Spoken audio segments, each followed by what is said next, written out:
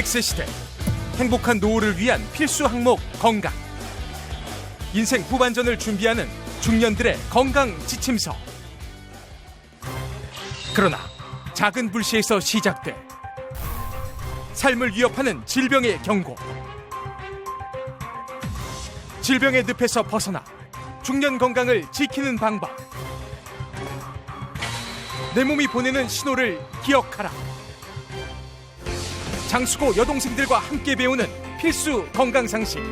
오늘의 주제는 용녀야, 너 맨날 가지고 다니는 부채는 오늘따라 왜 안 가져온 거야? 깜빡했지 뭐. 깜빡했지 뭐. 아유, 근데 너무 진짜 더우니까 깜빡깜빡하지 않냐? 그러니까 사람이 내 정신으로 사는 것 같지가 않아. 그래. 그러니까. 너 말 잘했어. 현기증 나. 나같이 나이 든 사람은 현기증 나고 잘못되면 쓰러지시겠어. 아니 네가 뭘 나이 들었니? 우리가 다 동갑인데. 이래서 웃는데 야. 우리가 얼굴 보면 이렇게 즐겁잖아. 얘들아 안녕. 어머. 이거 반가워. 웬일이냐. 남자 남학생이다. 우와, 남자 남학생이다. 야, 남학생이다. 저는 2014년도에 데뷔를 해가지고요. 올해로 데뷔 8년 차. 8년 차. 신인이 아니죠. 신인. 신인. 신인 트로트 가수 신성이라고 합니다. 와, 우리 성이. 우리 신성 최고. 환영해. 우리 마음을 촉촉히 적시는 가습기 보이스. 근데 왜 가습기 가습기가 된 거지? 보이스가 왜 가습기야? 왜 가습기냐면요. 제가 모 프로그램 경연대에 나갔는데 장윤정 선배님이 노래를 딱 듣고 아니 어디 가습기를 좀 쬐고 왔나? 왜 이렇게 촉촉하냐? 촉촉하다. 이런 말이 나와가지고 그때부터 가습기 보이스라는 수식어가 붙기 시작했어요. 이야, 이거 한 번 안 듣고는 못 빼긴다. 가게. 그러니까. 가습기 틀자 우리. 가습기. 가습기 틀어.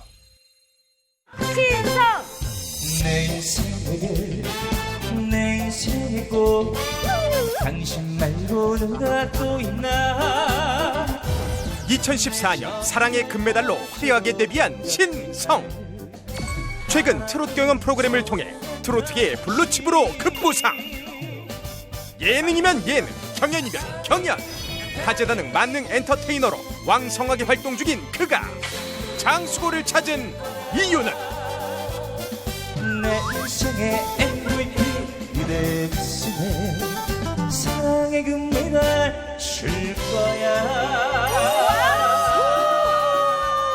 메달리스트! 신성! 어우, 가습기 좋다. 좋아. 이 더위가 촉촉하다. 싹 날려가네.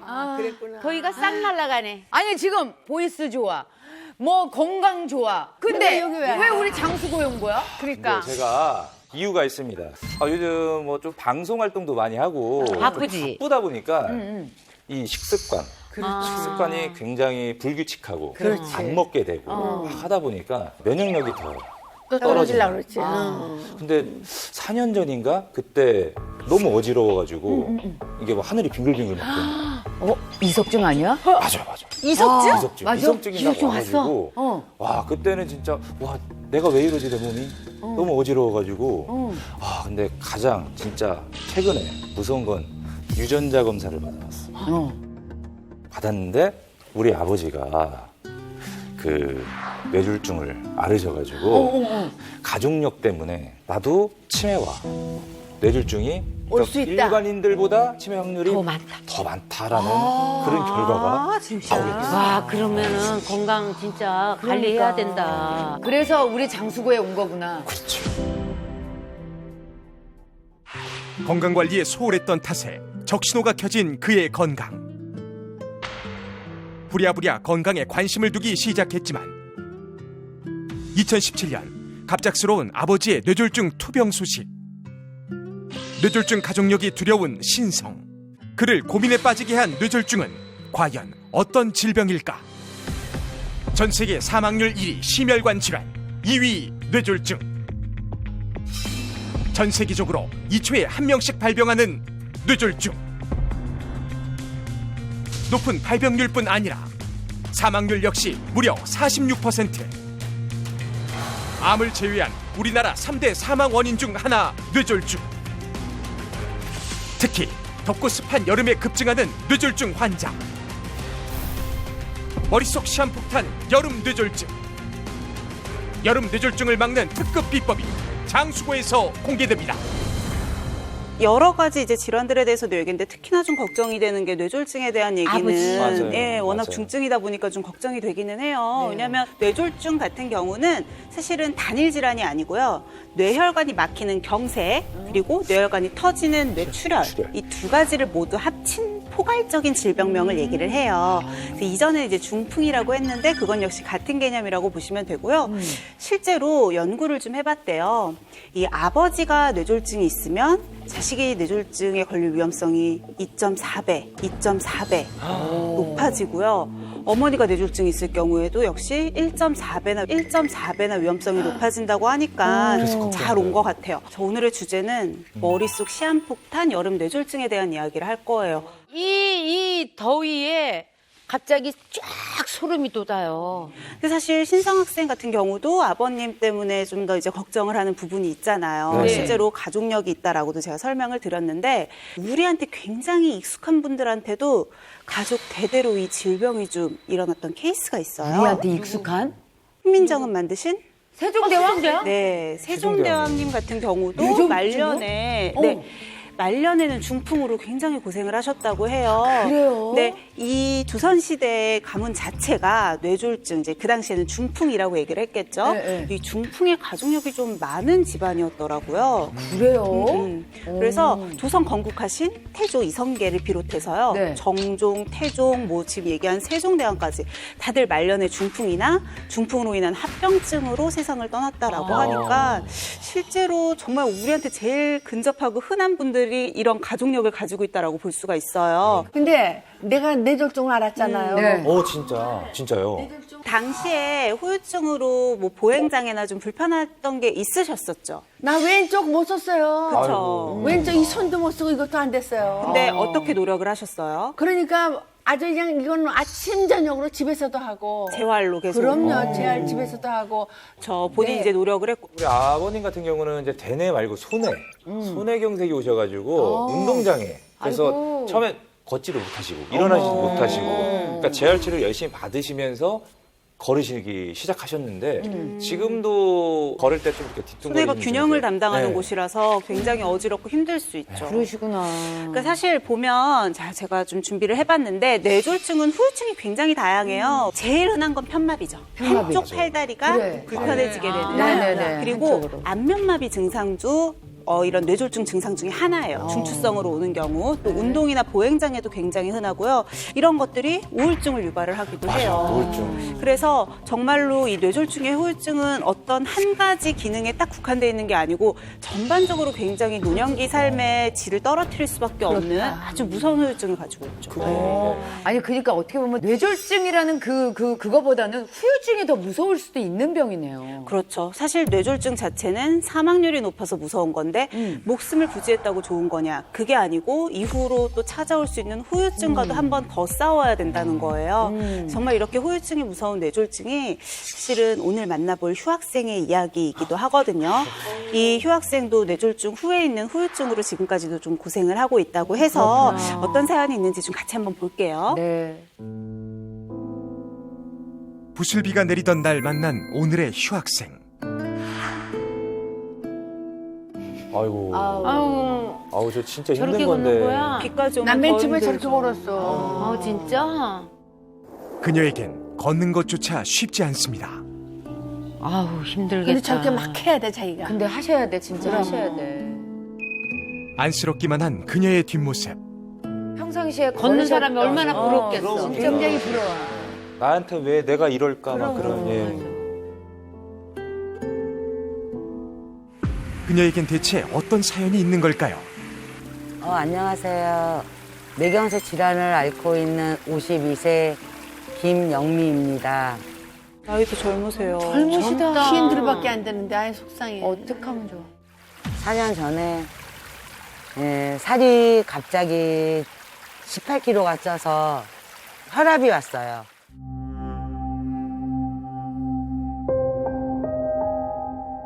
근데 제가 혈압약을 먹었어야 하는데 안 먹었거든요. 그랬더니 오른쪽이 좀 마비가 이렇게 오더라고요, 오른쪽이. 병원에 가서 MRI를 찍었어요. 그랬더니 뇌경색이라는 판단을 받은 거예요. 아우 세상에. 아우 미리 가보시지 진짜. 그러니까. 살이 갑자기 찌거나 그러면 혈압이 제일 먼저 와요. 근데 혈압약을 먹질 않으니까 그게 이제 몸에 마비부터 시작해서 몸에 이제 신호가 오는 거죠, 한마디로.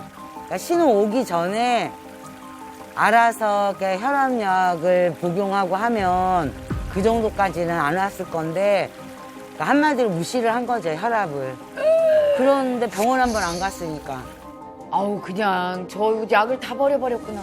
그런데 이제 이 뇌경색 때문에 이제 약도 먹고 있고 지금 현재까지 좀 많이 힘들죠.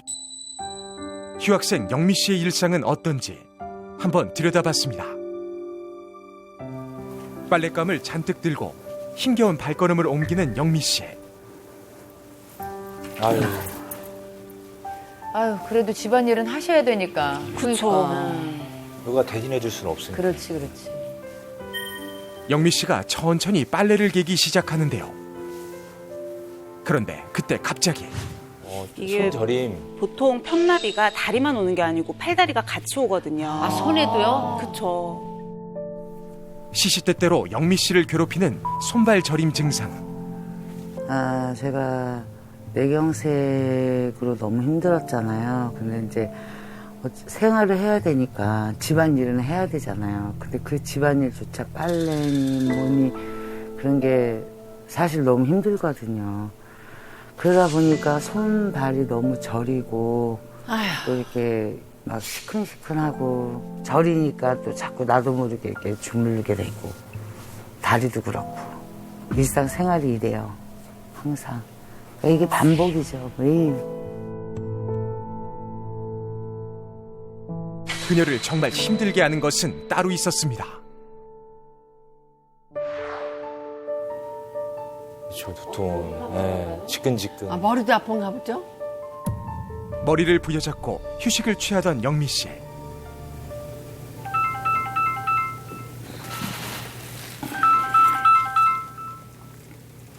여보세요?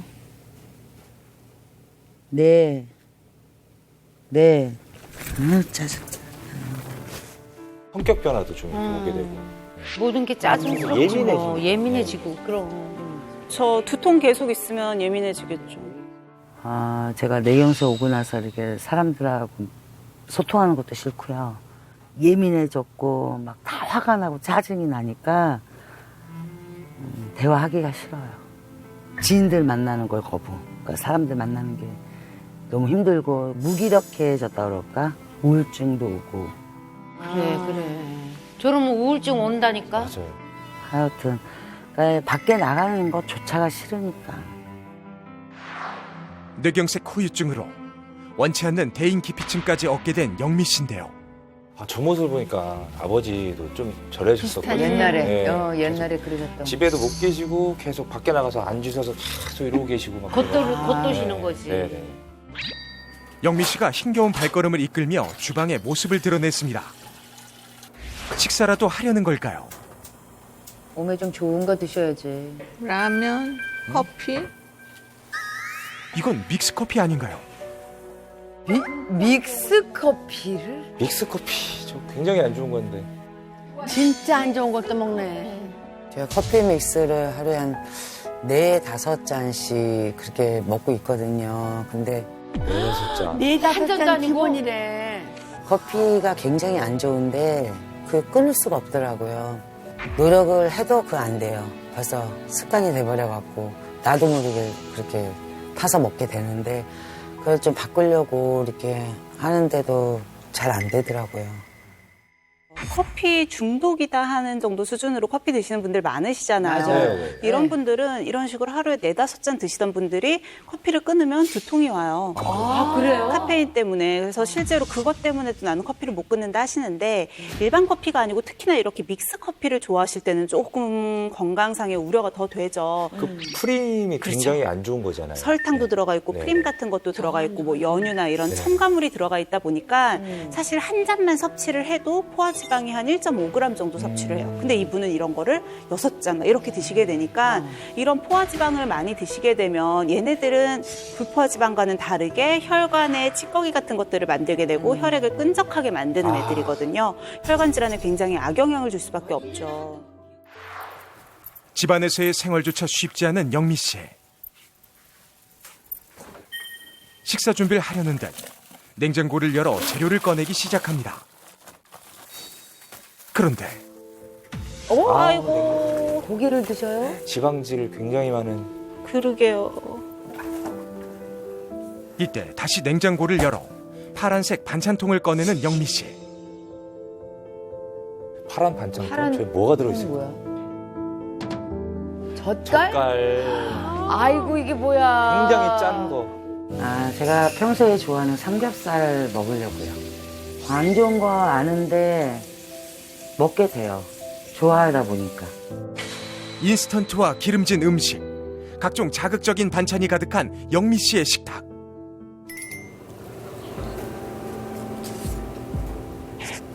빠른 속도로 식사를 하는데요. 고추장도 듬뿍 찍어 입속으로 가져가는 영미 씨. 그리고 식사 후엔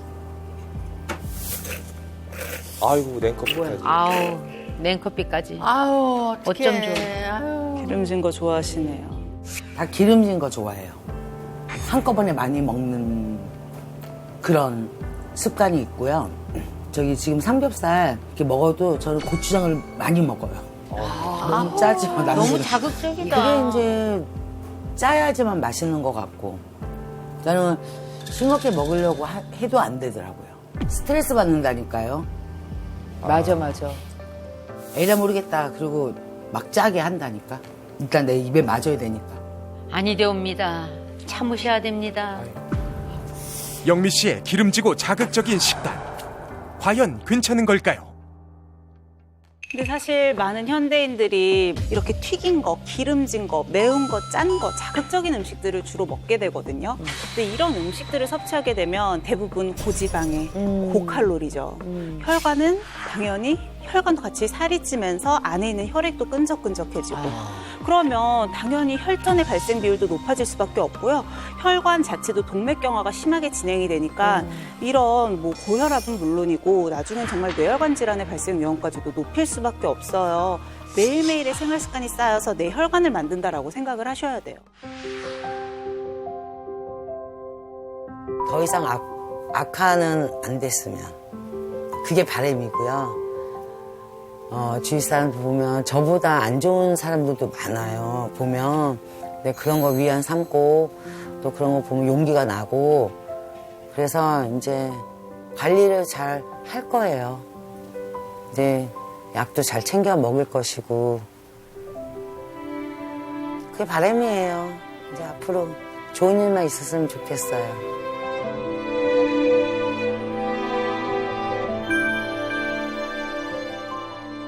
일단 주제가 머릿속 시한폭탄 여름철 뇌졸중이었어요. 그러니까요. 제가 앞에 여름을 붙인 이유가 여러분들이 간과하기 쉬워서 그런 건데요. 뇌졸중이 아까 뭐랑 뭐가 합쳐진 질환이라 그랬죠? 뇌경색, 뇌출혈. 뇌출혈. 그렇죠. 겨울철에 많이 발생을 하는 질환은 뇌졸중 중에서도 뇌출혈이에요. 네. 그런데 여름철에는 뇌경색의 발생 빈도가 막히는 높아요. 네, 그래서 결국 뇌졸중은 뇌출혈과 뇌경색을 모두 합친 개념이다 보니까 양쪽을 통계를 내보면 겨울과 여름이 크게 차이가 나지 않아요. 그래요? 오. 그 혹시 더우면 사람이 막 시원한 데 찾아 들어가게 되잖아요. 그쵸. 에어컨 바람 쐬고. 그래서 더 위험한 건가요?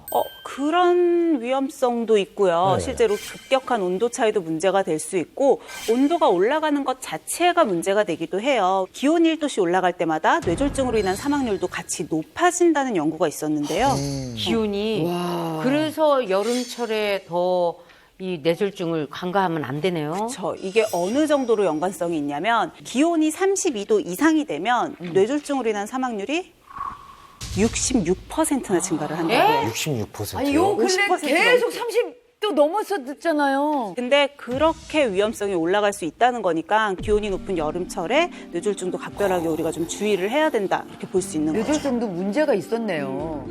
자, 자, 제가 여름철에 어떤 환경이 우리가 가장 노출이 되기 쉽냐면 더워요. 네. 뭐가 막 나오죠? 땀이요. 땀이 막 나죠. 그래서 땀이 많이 나게 되면 당연히 내 몸에서 수분량이 부족해질 수밖에 없어요. 네, 근데 내 몸의 수분 중에 가장 많은 비중을 차지하고 있는 것 중에 하나가 혈액. 그래서 내가 땀을 많이 흘리고 몸속에 수분이 부족하면 혈액 속에도 수분이 부족한 거예요. 이렇게 전반적으로 혈액의 농도가 진해지면서 찐득찐득해지죠. 거죠. 네, 그래서 여름철에 끈적끈적한 혈액과 정상적인 혈액이 어떤 차이가 있는지를 제가 비교를 해보려고 갖고 왔거든요. 네. 제가 이렇게 감아놨잖아요. 네. 이 관이 우리 혈관이라고 생각하시면 돼요. 아, 이게 혈관? 네. 저 같은 경우는 여름철에 땀을 많이 흘려서 끈적끈적해진 그런 혈액이고요. 우리 전 학생은 네, 정상적인 혈액. 자, 그래서 넣어서 봤을 때 실제적으로 혈액이 흐르는 속도가 어떤 차이가 있는지를 볼게요. 시작해볼까요? 시작.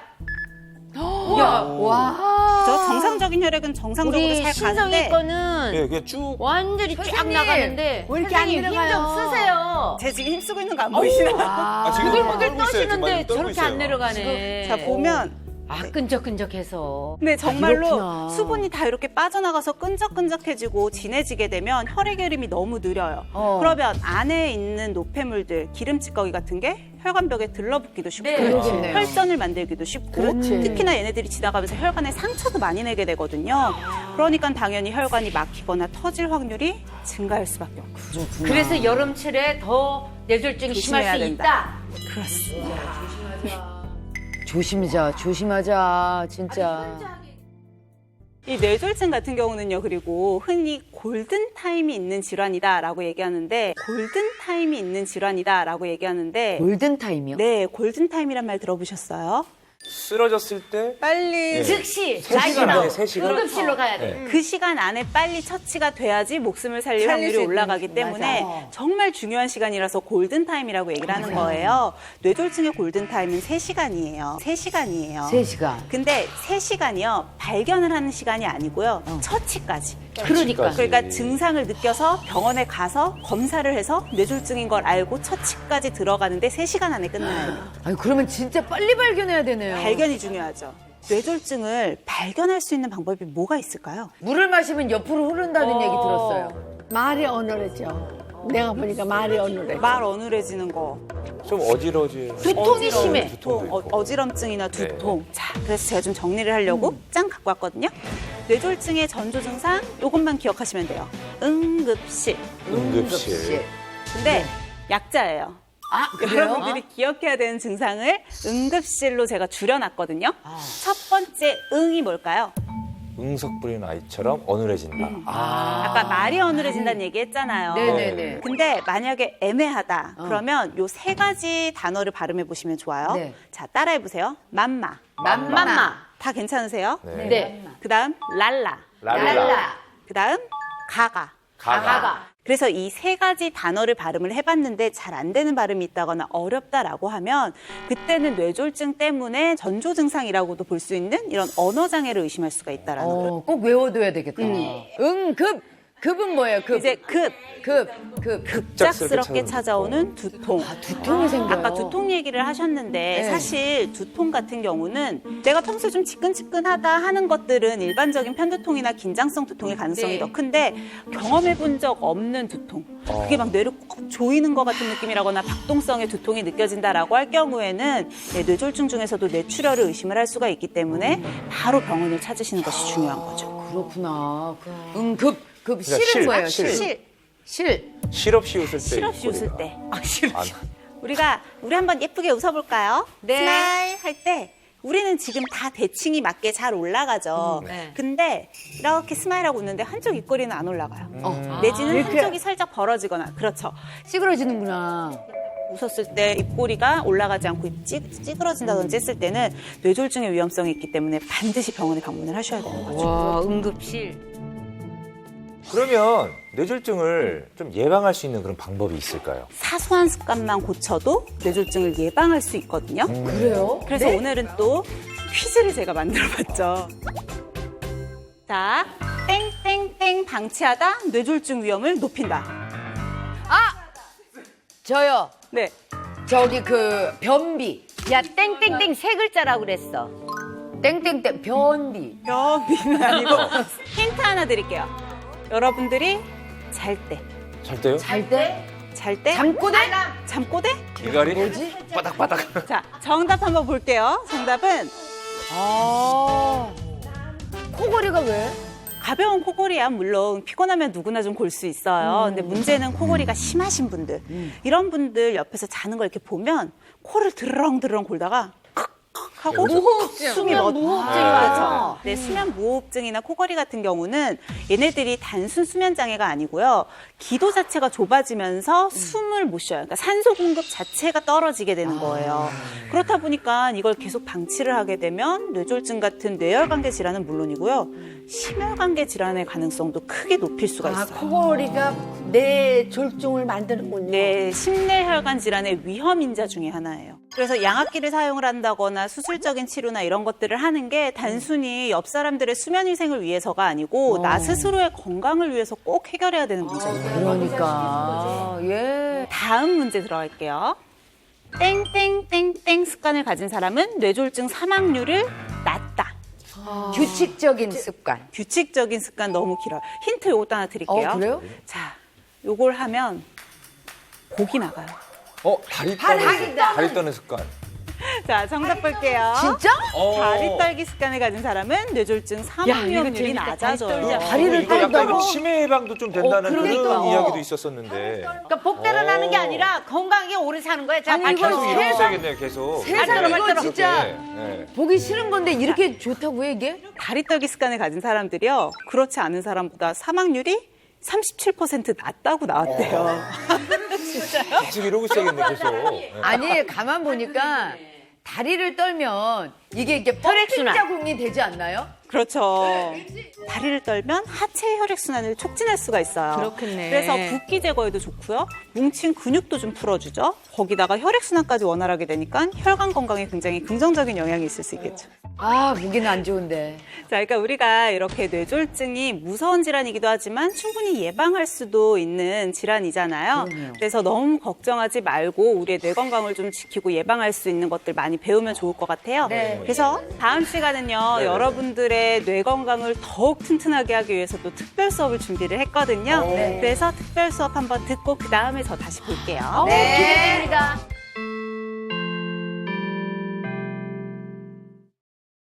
우리가 뇌가 좋으려면 계산을 좀 많이 해야 되는 걸까? 나는 내 건강을 졸려면 뭐 해야 되는지 아니? 뇌를 위해서.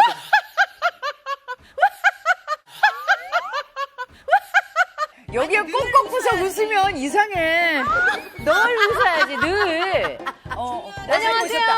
안녕하세요. 어머, 선생님 안녕하세요. 안녕하세요. 안녕하세요.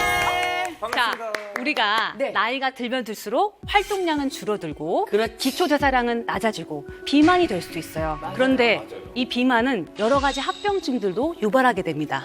그런데 우리가 하루에 30분 이상씩 꾸준히 운동을 지속하게 되면 혈액순환에도 좋고 뇌졸중뿐만 아니라 심혈관계 질환까지 예방이 된다고 합니다. 그러니까 어떤 운동을 또 하느냐가 중요하잖아요. 그치. 자, 그래서 오늘 뇌졸중 예방에 아주 탁월한 신나고 재미있는 줌바. 선생님, 질문이 있는데요. 줌바하고 삼바가 뭐가 달라요? 이 줌바가 세계 각국의 춤들의 장르와 음악으로 이루어져 있는 댄스 피트니스 프로그램이에요. 댄스 피트니스 댄스 프로그램. 피트니스 프로그램. 처음에 하는 동작은 이렇게 가볍게 제자리 걷기에서 시작을 할 거예요. 허리손을 하시고 허리선.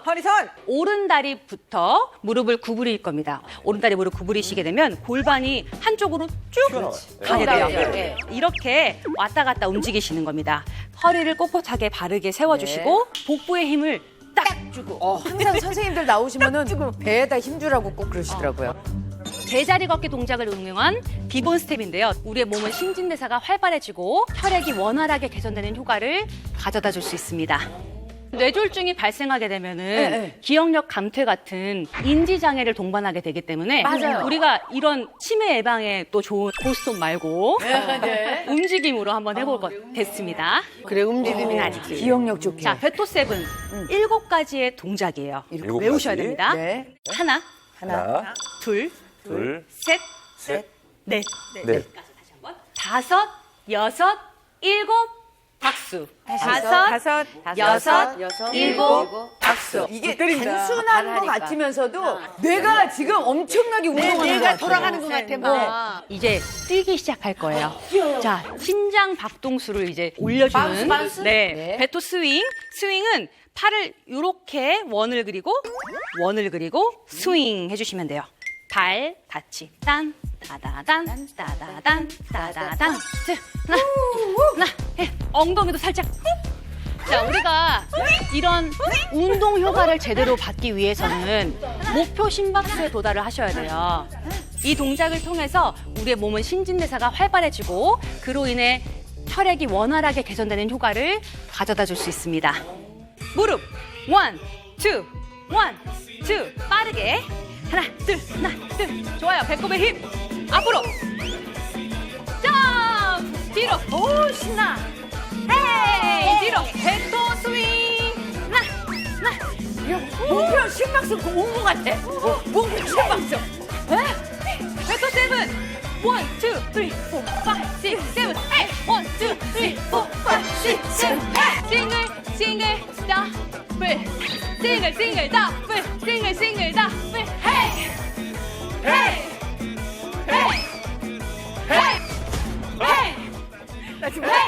잘했어요. 이거 완전 대박이야. 야, 한 1, 2분 했는데 땀이 물. 괜찮아? 괜찮아. 오늘 뇌졸중이 예방이 되신 것 같습니까? 진짜 머리도 복잡하고 몸도 흔들고 그러니까 이게 막 혈액순환이 막 되는 것 같아. 떼약볕에서 운동할 그치? 필요도 없고. 집에서 가성비 좋다, 이거. 그러네. 우리 하루에 30분씩 이렇게 재미있는 줌바로 행복해지시고 건강해지셨으면 좋겠습니다. 줌바가 이렇게 신나는 건지 몰랐어요, 네, 선생님. 너무 좋았습니다. 하나, 둘, 셋, 줌바! 흔들어.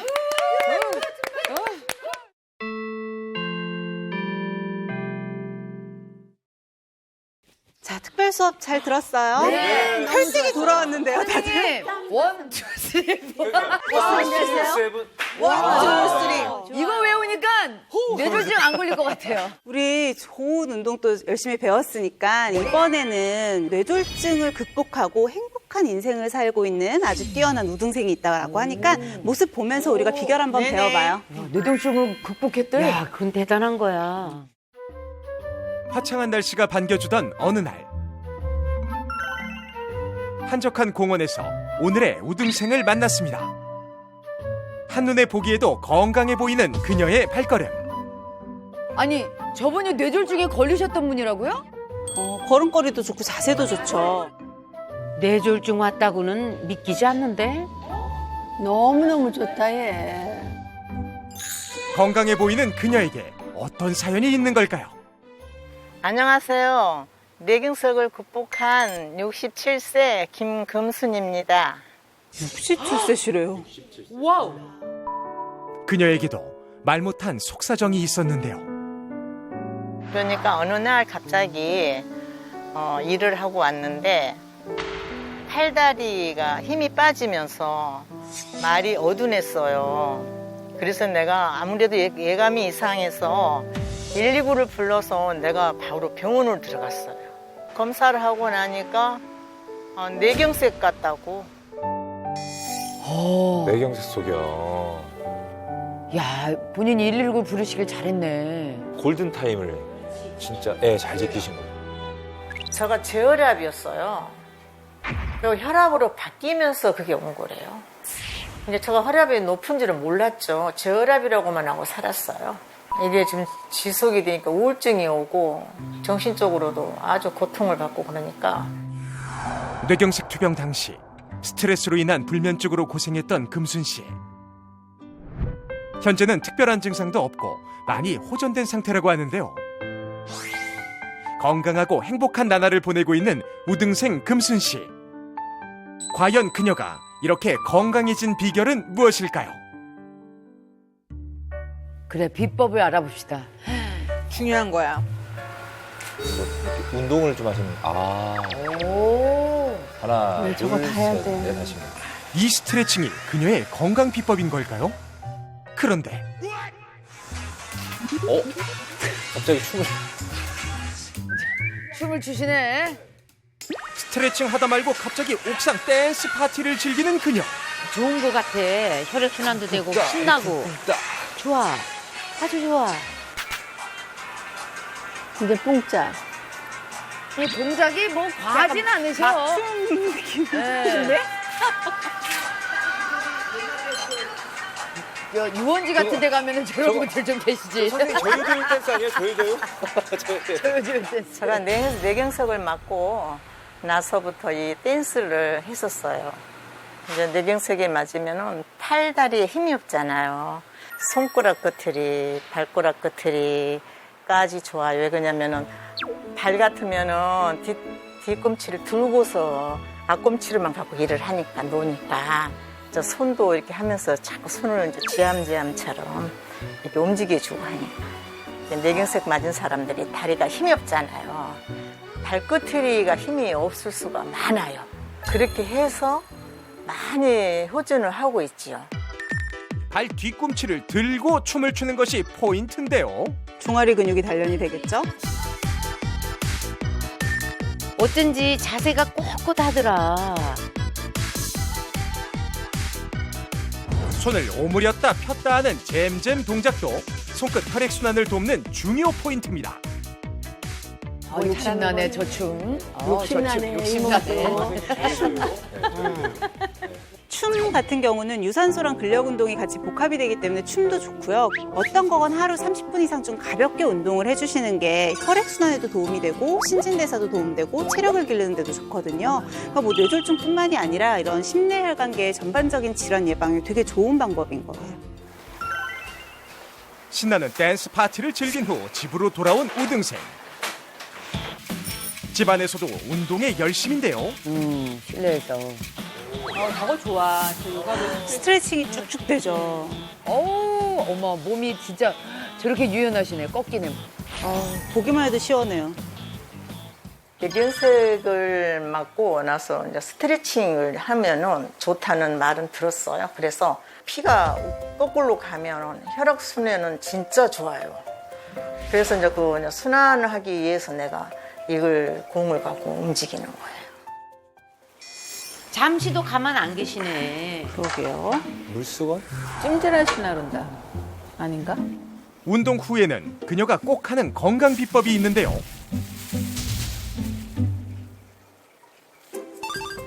아, 발을 시원하게. 발, 손, 머리 다 그렇게 시원하게 하네. 얼음팩으로 이제 마사지를 해보랍니다.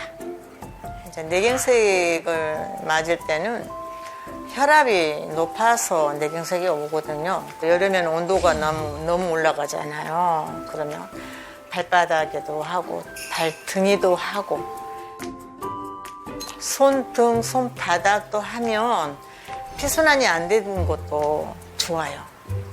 비법 다 적어놔야 되겠다. 뇌경색을 극복한 또 다른 비법도 알아봅니다. 침대에 앉아 갑자기 혀를 내미는 금순 씨. 메롱. 잠깐만. 메롱? 옆에 메롱?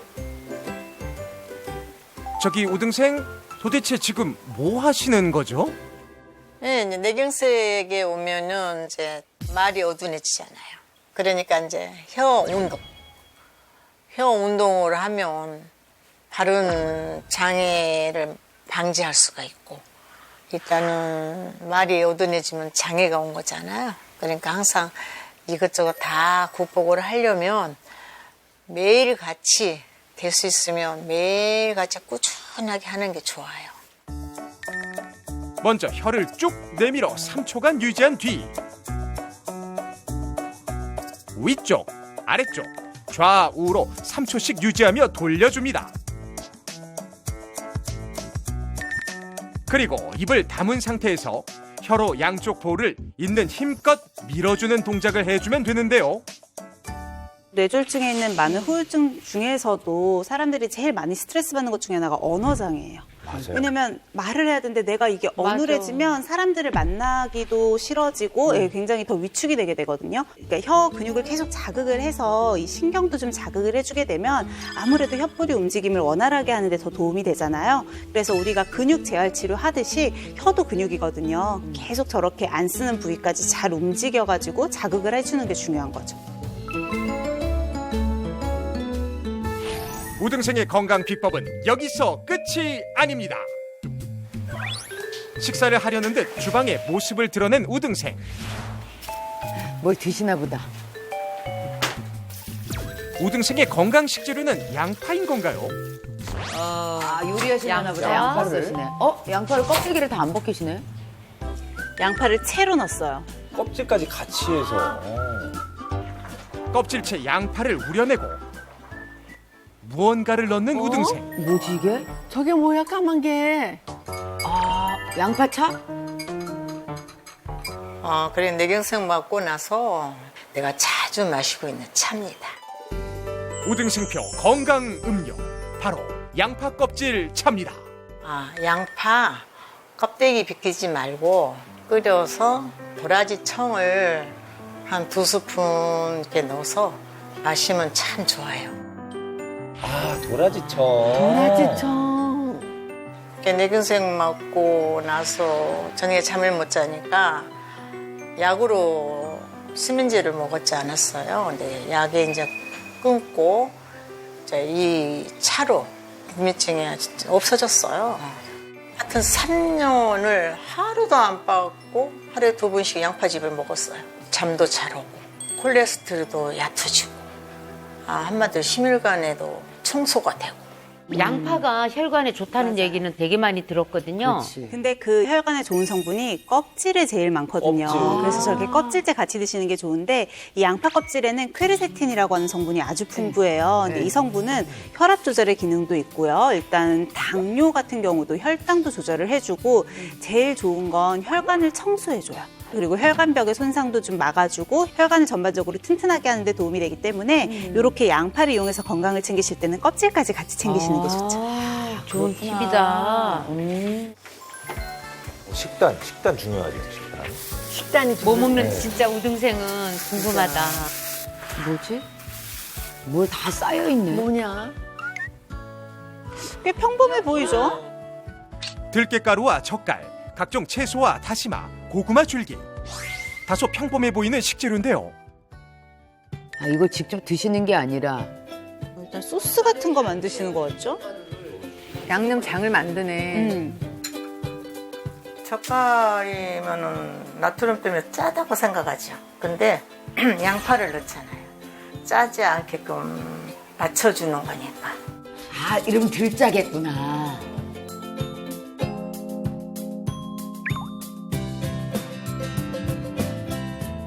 항산화 효능이 뛰어난 고구마 줄기를 삶은 후 갖은 양념으로 맛있게 버무려 주는데요. 이건 뭐야? 저 뭐지? 저 뭐지? 청색이야? 무슨 색이야? 약간 무슨 녹차물이야? 오일 같은데? 제가 고구마 쪼그리에 넣어서 먹었던 것은 식물성 오메가3입니다. 오메가3. 오메가3를 하면 우리들이 이제 혈관이 청소해 준다고 그러잖아요. 혈관도 많이 깨끗해졌다고 그래요. 그래서 항상 그걸 챙겨 먹어요. 우등생표 건강한 밥상이 완성됐습니다. 맛있게 잘 먹는 것도 그녀의 건강 비법 중 하나인데요. 다시마에다가 그 저염 젓갈을 저렇게 싸서. 식이섬유도 풍부해서 혈당도 천천히 올라가고 혈관 건강 지키는 데도 좋죠.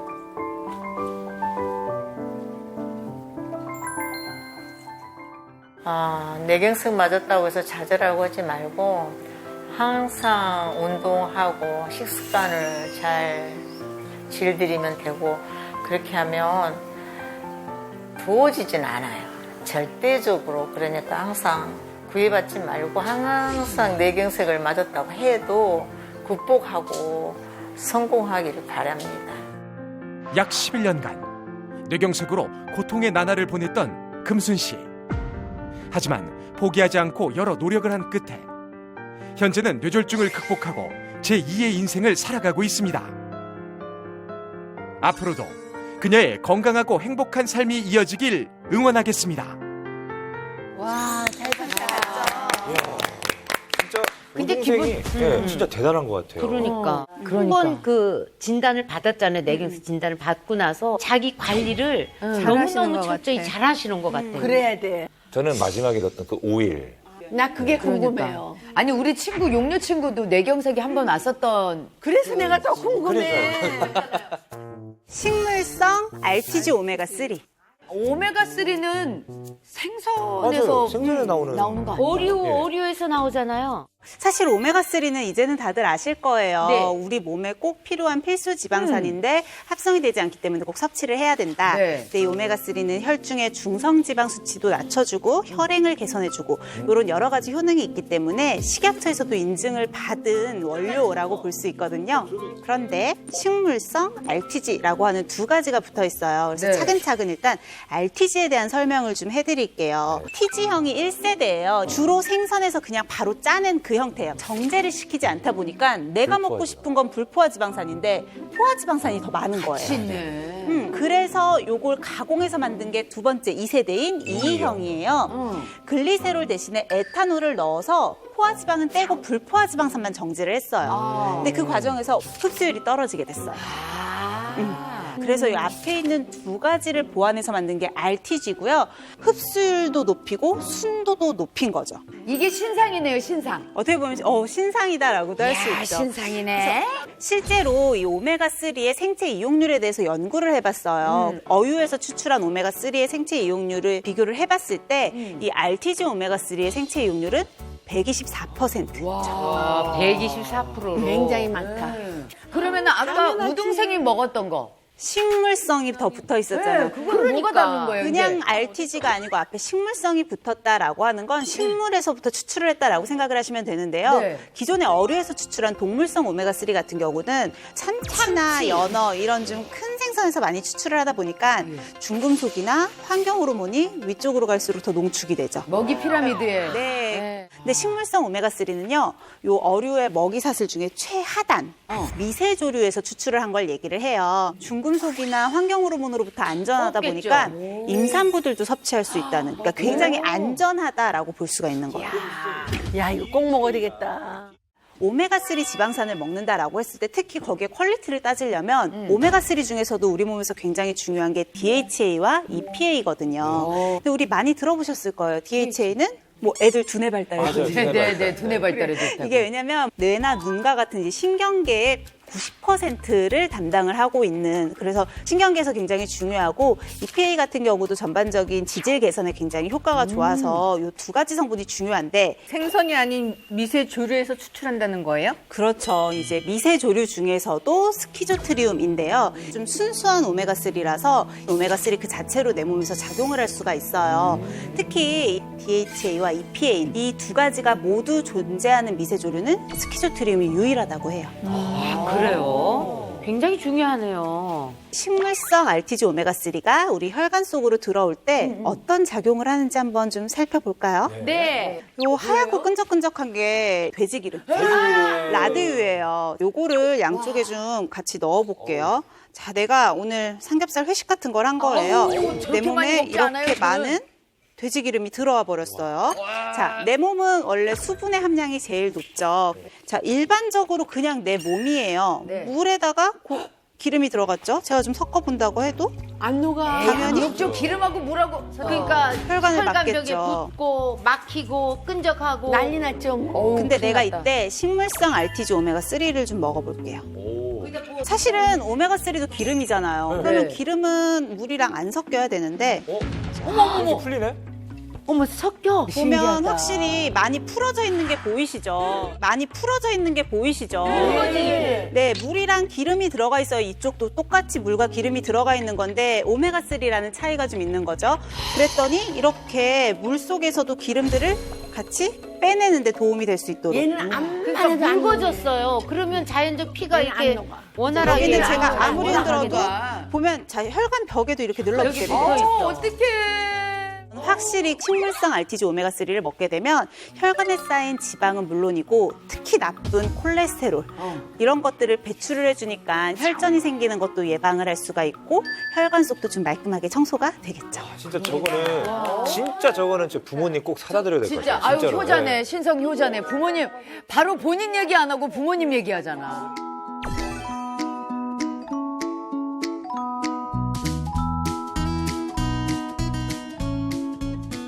아니 전혀 냄새가 없어.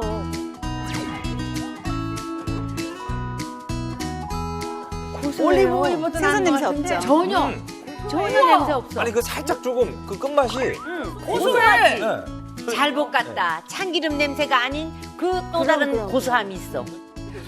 야 신기하다. 근데 선생님 이걸 먹을 때 혹시 섭취할 때 주의할 점이 있나요? 일단은 식약처에서 인정하고 있는 건강기능식품인지를 꼭 확인을 해야지 우리가 안전하게 먹을 수가 있고요. 또 오메가3 같은 경우는 혈압약을 드신다거나 뭐 고지혈증이나 혈전과 관련된 용해제 같은 것들 드시는 분들은 뭐 주치의와 꼭 상의를 하시는 게 좋아요.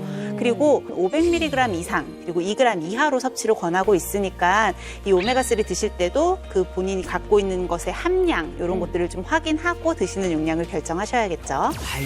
알겠습니다. 이렇게 식습관과 또 이렇게 운동 열심히 하면서 나도 이제 건강해질 수 있겠구나. 가족력이 있어서 걱정되는 것보다 나도 이렇게 건강해질 수 있겠구나라는 걸 크게 느끼고 가는 그런 날이었습니다. 네.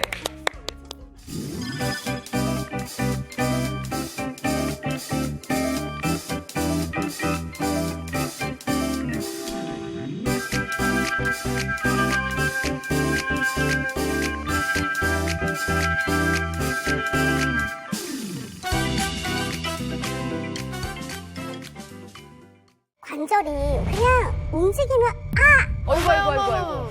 어디가 주로 많이 안 좋았어? 무릎이 굉장히 안 좋았어. 앉았다가 일어날 때 못 일어나. 이렇게 일어날 때 아구구구 하는데 관절이 안 좋다면 또 참. 만성질환 1위가 퇴행성 관절염이야? 1위예요, 1위. 흔하구나. 나이 들면 생기니까. 뚱뚱 부은 거 봐, 저봐. 어떡해. 테스트 해볼 수 있는 것. 아유, 발바닥을 슥 하고 긁는 검사예요. 야, 발바닥 있으면 네. 안쪽으로 해서 오므라져. 이렇게 긁어야 돼요. 정상적으로는 오므라드는 게 정상이에요. 중추신경계에 문제가 생겼다면 성인인데도 갑자기 벌리면서 이렇게 몸쪽으로 이렇게. 이건 바빈스키 반사 양성이라는 거고 뇌졸중이 아니더라도 이상이 있는 검사 거예요. 해봐야죠. 채널 A